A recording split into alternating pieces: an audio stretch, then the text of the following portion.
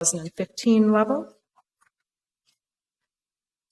This very, very busy chart basically allocates the city's $1.2 billion budget over all of the various functions within the city.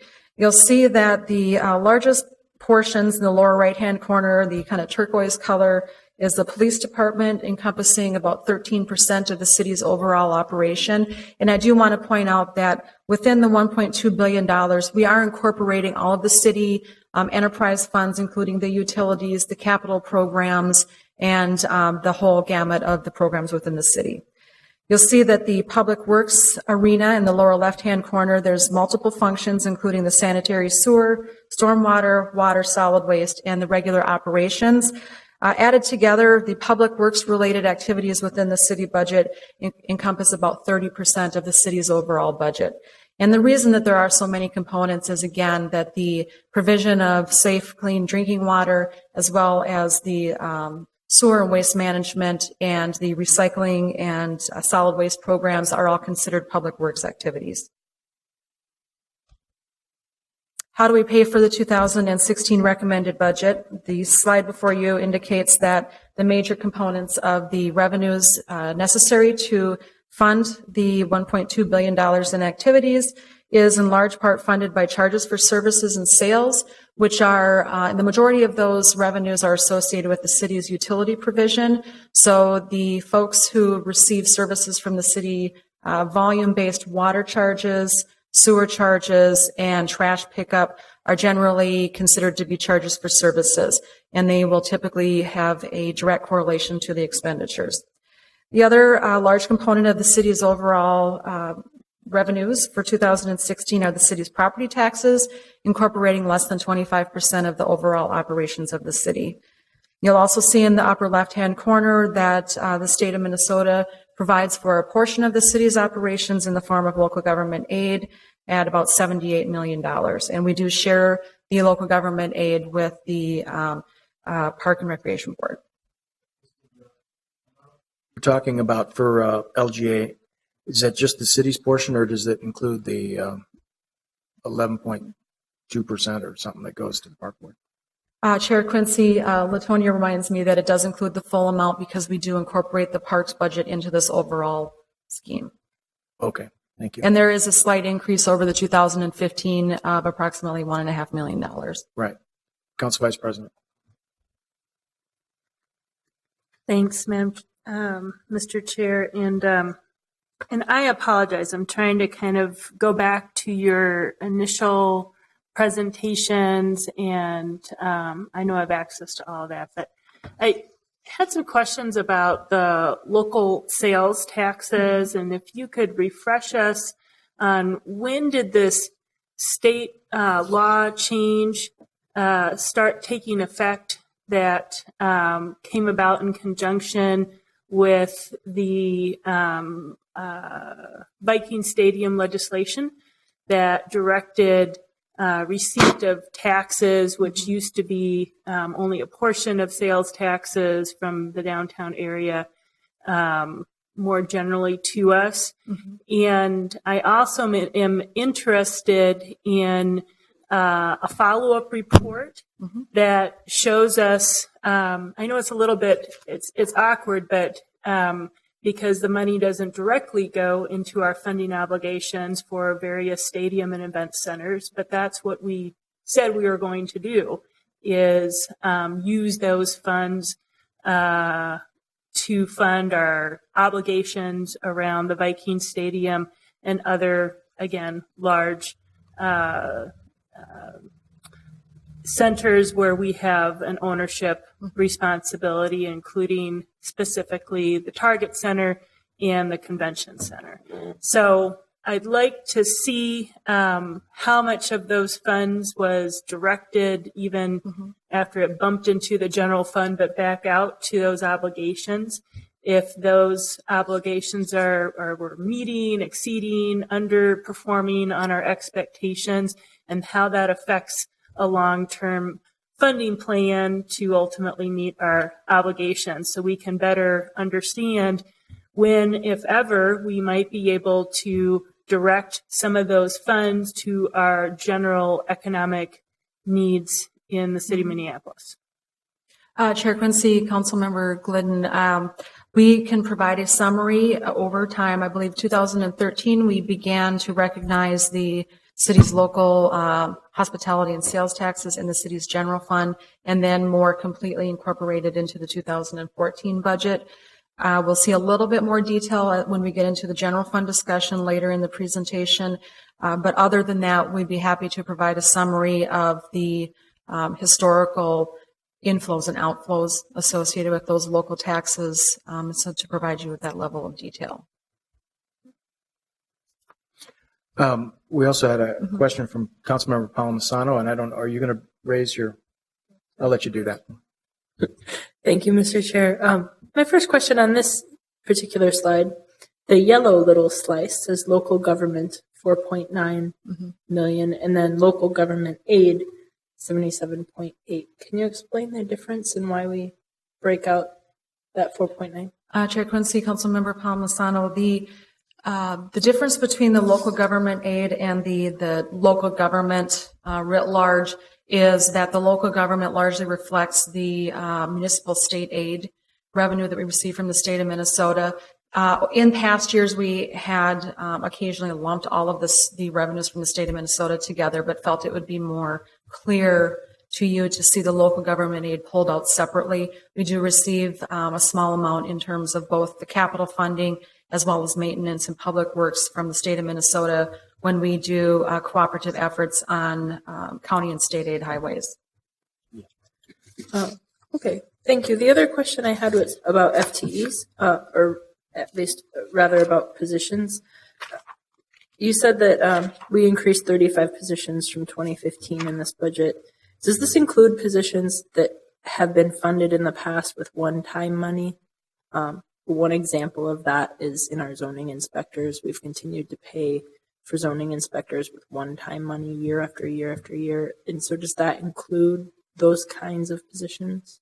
Chair Quincy, Councilmember Palmisano, if there was a change in funding from one time to ongoing, that would also be reflected within the growth.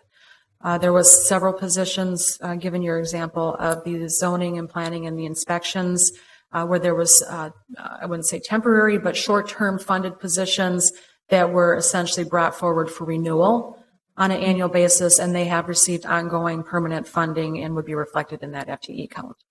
So that's in the FTE count, and that also is in this total count of positions? Correct. Okay, thanks. I think your next couple of slides address FTEs in a little bit more detail.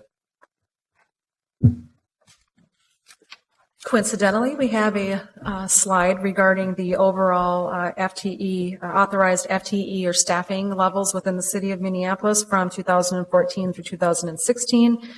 To note is that the current level of FTE counts in 2016 is still less than the high point in the mid 2000s, and it has grown from the low point of 2012.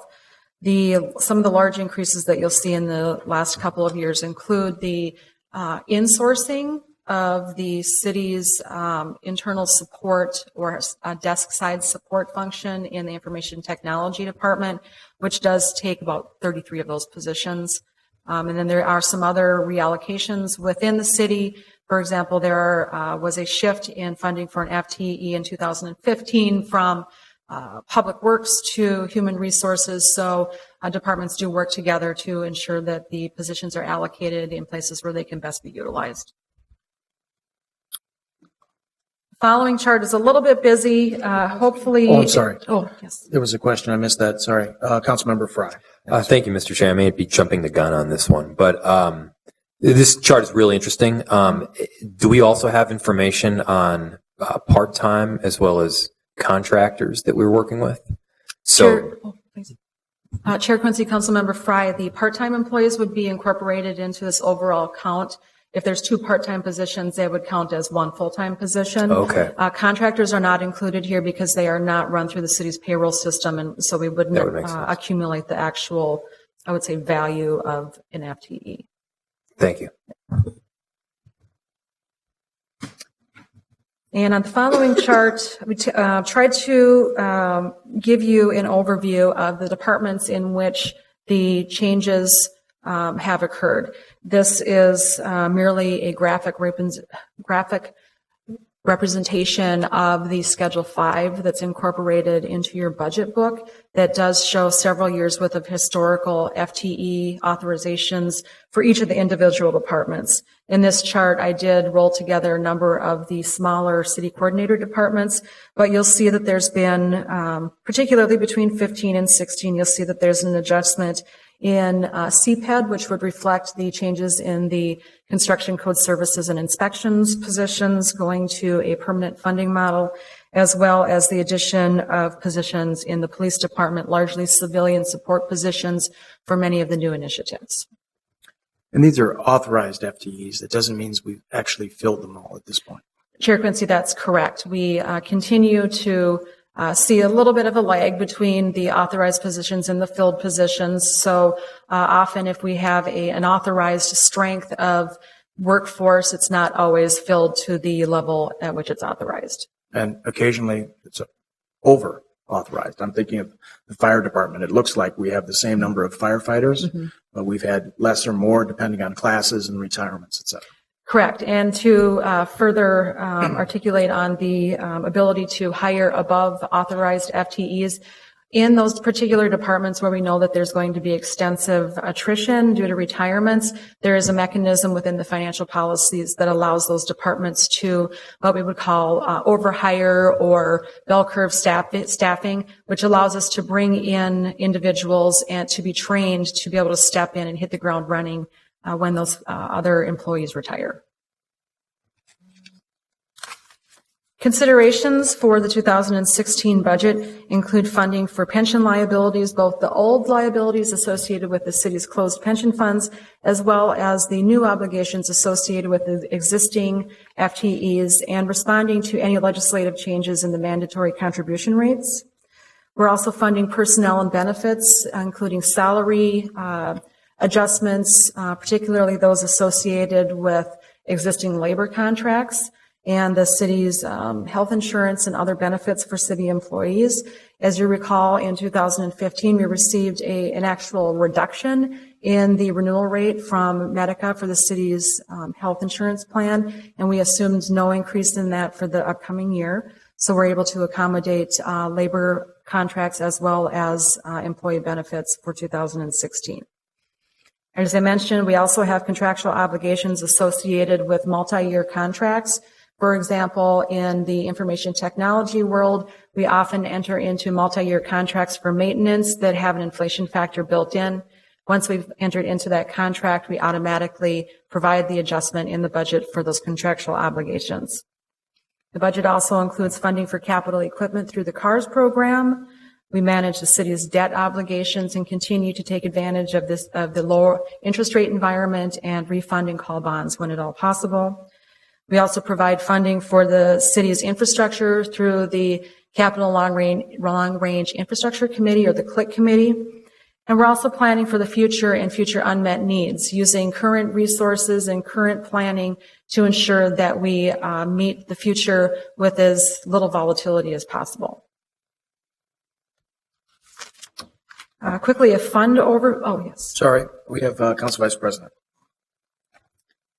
So thanks for that list of the budget considerations. I just wanted to add one more, even though in relative terms it's a lot smaller, but we seem to have tied up in this funding source kind of some critical things, and that's the CDBG funds. You know, so we've been in a downward spiral there for some time.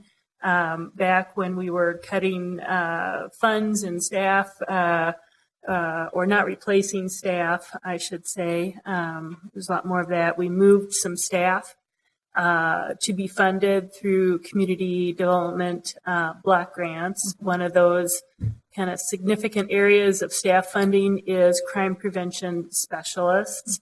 And I don't know if the police department talked at all about their commitment to, I unfortunately wasn't able to attend in person that part of the budget presentations, but if they talked about their strategy to incorporate those type of positions into their budget without relying on or reducing the reliance on community development block grants or other strategies. Chair Quincy, Council Vice President Glidden, the mayor's recommendation does include ongoing funding for the crime prevention specialists. Unlike prior years in which they were typically added towards the end of the budget process, they are actually incorporated into the base budget going forward. Right, but I thought I just was looking at my schedule 4, is it?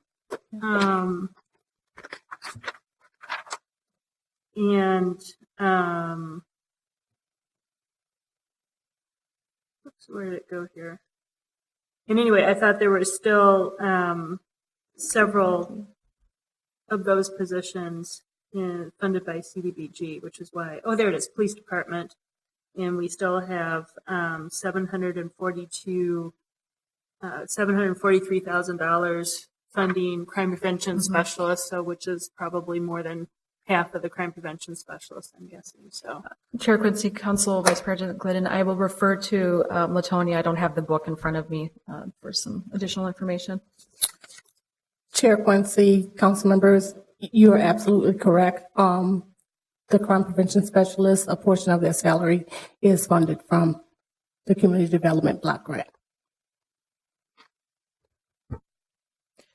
And perhaps as an additional information regarding funding for items CDBG funded, we do generally, as we're preparing the current service level for the upcoming budget year, look at what the current allocation is relative to what we assumed for the budget. For the current service level for 2016, we did ask departments to come forward with proposals assuming a 15% reduction in the federal funding. And if they were unable to absorb that loss of funding within their other resources to continue the programs, to bring forward budget enhancements seeking what I would just call backfilling. In large part, there is a significant amount of what we call program income in many of the areas that are CDBG funded that was able to backfill. So, for example, in a number of the CPED area programs that are typically funded through CDBG, any of the reductions that were anticipated were able to be backfilled using prior year, I would call it recycled CDBG.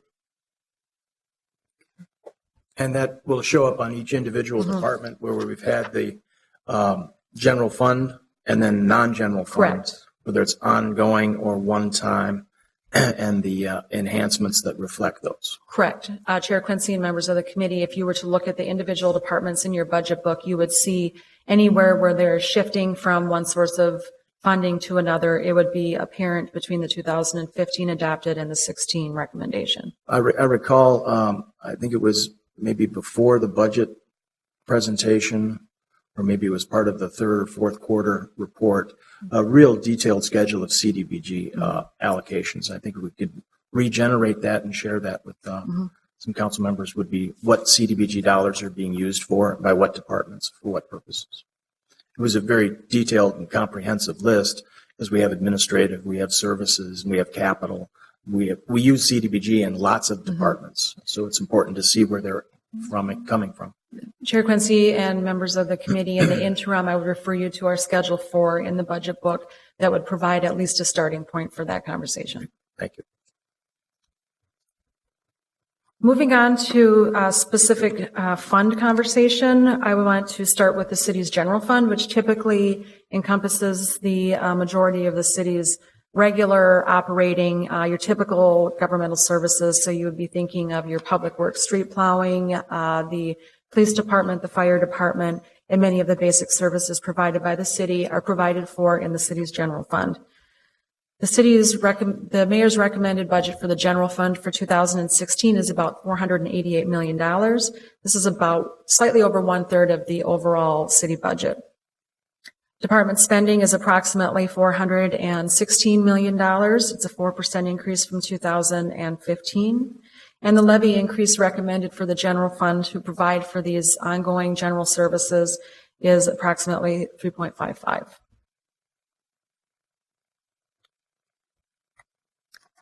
How do we fund the city's general fund and general operating? The chart before you shows the various revenue sources by category. We've mentioned the city's property taxes when we were looking at the overall budget. You'll see that although the property taxes pay for less than 25% of the overall city budget, it's about a third of the city's general fund. And again, it is appropriate for the property taxes to pay for general governmental services that are not linked to specific individual services received by individuals. Therefore, the general fund is the major recipient of the local taxes, of the property taxes. To the Council Vice President's earlier question, the general fund also is the recipient of approximately $76 million of the local sales taxes.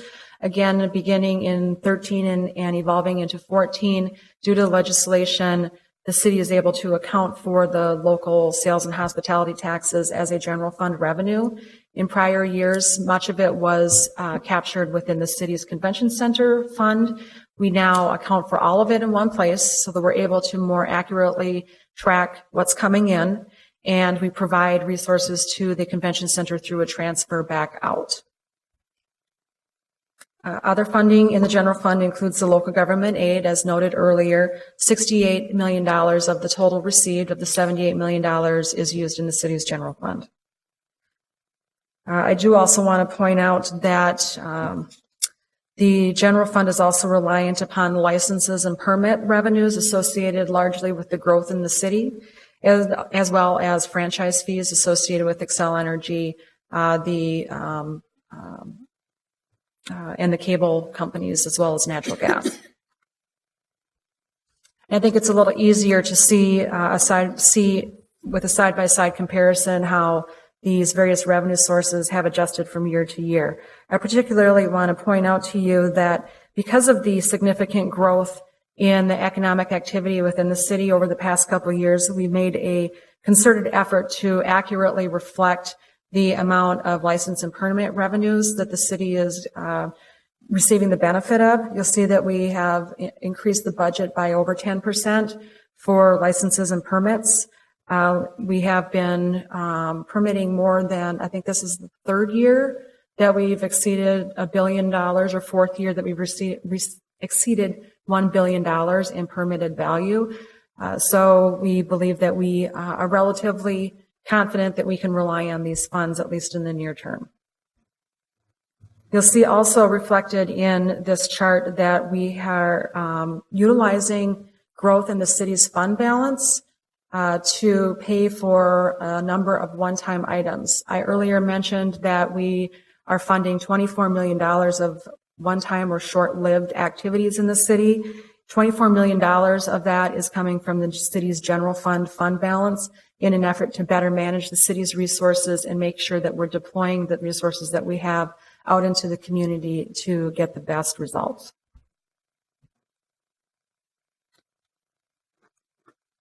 The city also has a number of various special revenue funds. We talked about CDBG as an external revenue that we're able to utilize to provide services to the city. The convention center manages its finance aside of the city's general fund, largely operating as a self-contained activity. There are a number of funds in the community planning and economic development area, including those associated with tax increment financing that are legally restricted for particular uses, which is why we account for them separately.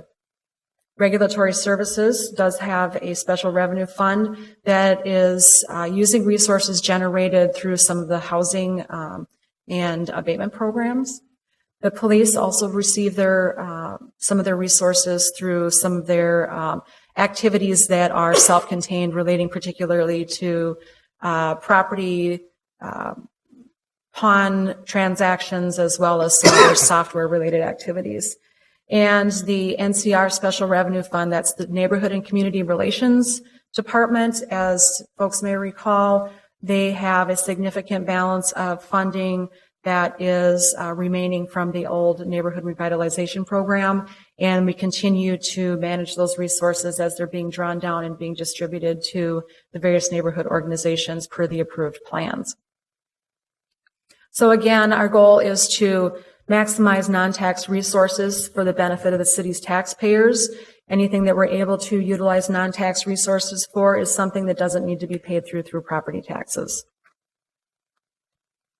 City also manages a number of of enterprise funds. As I mentioned earlier, there are various enterprises typically associated with the city's public works department, including the sanitary sewer system, the stormwater system, the provision of safe drinking water, as well as solid waste and recycling, largely trash pickup and organics recycling.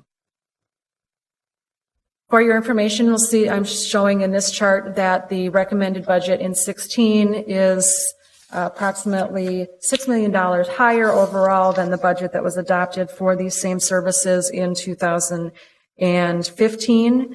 The increase that you see in the sanitary sewer area is largely, if not 100%, related to pass-through funding that we provide to the Met Council for the processing of the city's wastewater. The wastewater from the city is all sent to the Metropolitan Council processing plant. We pay our share of the overall operations of that facility. From the standpoint of an average customer within the city, they would experience approximately a 4.5% increase in their overall bill for these services over 2015. The city also manages a number of internal service funds, which are essentially services that we provide to ourselves from the standpoint of knowing what it takes us to provide our services to the resident. We do keep track of our internal management of the city's self-insurance, the intergovernmental services, which is essentially we're keeping track of how do our information technology folks allocate their time to support the city enterprise. Fleet services is also an area in which we centrally manage all of the city's fleet, including the ongoing maintenance, repair, and replacements of the city's fleet. The overall budgets for these various activities have been decreased from a budget to budget standpoint from 15 to 16, largely in recognition of the right sizing of budgets to make sure that we're providing the accurate amount of resources and not overcharging, thereby overcharging the taxpayer. Moving on to a very brief discussion of capital. The city has a capital long-range infrastructure committee, which is comprised of a number of residents that are nominated by the various wards. They participate in a process in which they vet various projects proposed by the departments. The result of that review and proposal with the mayor's few adjustments and recommendation results in capital funding of approximately $124 million for 2016.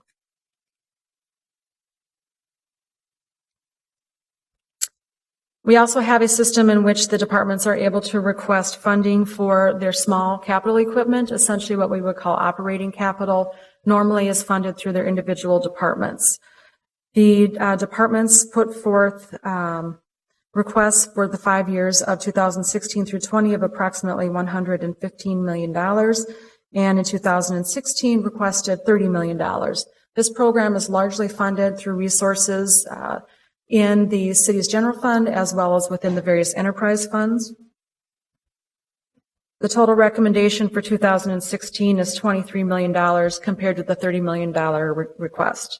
The general fund balance is providing for $7 million of that, and other non-tax resources are providing $16 million of the total recommendation. With that, I'll quickly move into an overview, brief discussion of property tax impacts. As we discuss property taxes, I think it's very important for the committee as well as anyone who's watching the presentations and reviewing the impact upon an individual homeowner, that when we determine the amount of property taxes that are necessary to fund the city's enterprise, it's really at a very simplistic level, the total expenditures that are necessary to run the city less the amount of non-tax resources that we're able to garner, including grants, including license and permit fees, money from the state, anything that's not property taxes. And the last calculation is what do we need to fill the gap?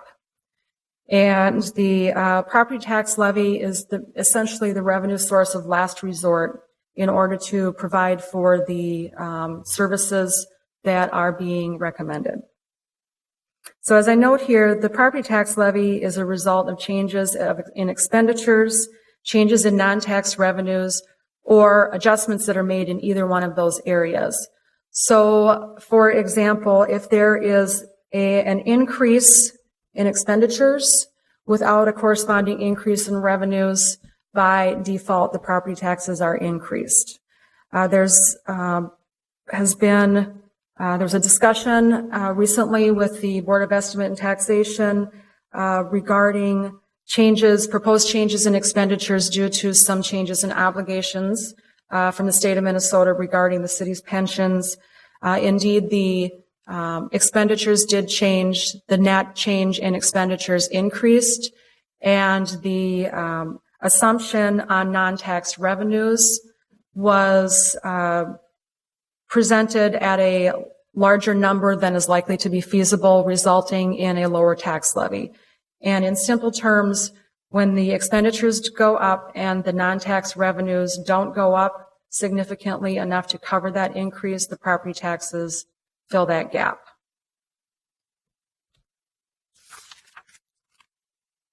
As you know, there are many political subdivisions within the state of Minnesota that have the authority to levy taxes on property.